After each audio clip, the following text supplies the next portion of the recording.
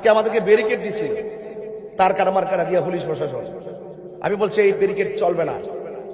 একটা যৌক্তিক দাবি আদায়ের লড়াইয়ে শুধুমাত্র প্রতিবাদ আমার করার দায়িত্ব নয়, যারা ব্যারিকেড দিছে তারাও আমাদের সঙ্গে শামিল হওয়ার দরকার।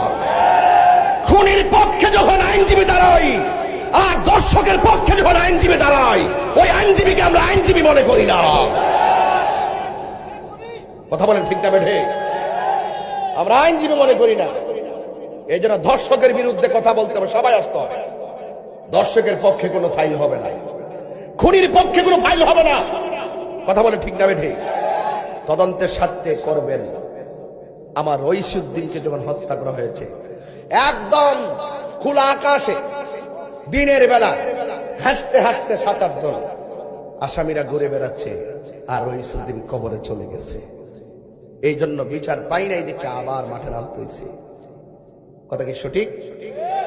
এই জন্য আপনাদের কাছে আমার কথা হলো, ভাই যাই করেন আর না করেন মানুষ খুন করবেন না, যাই করেন আর না করেন মানুষের হক মেরে খাবেন না। কথা বুঝতে পেরেছেন?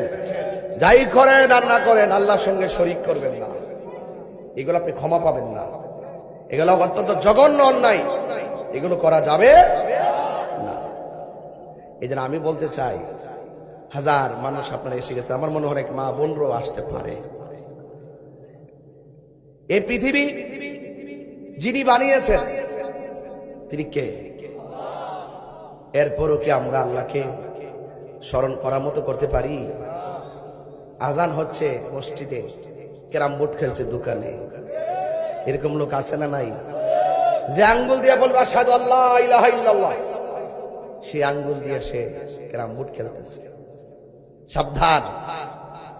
আল্লাহ পাক আমাদেরকে সৃষ্টি করেছেন একমাত্র তার গোলামি করার জন্য। আল্লাহ পাকের হাবিব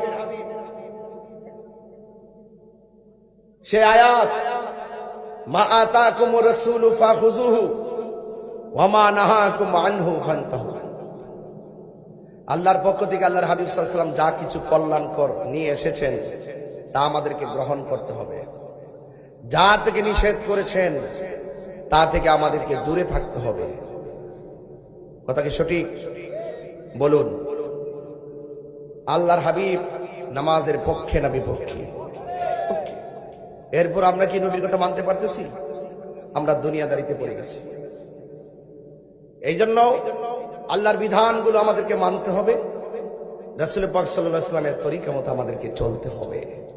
হুজুর হয়তো আলোচনা করছিলেন লাকাদ কানা লাকুম ফি রাসূলিল্লাহি উসওয়াতুন হাসানাহ।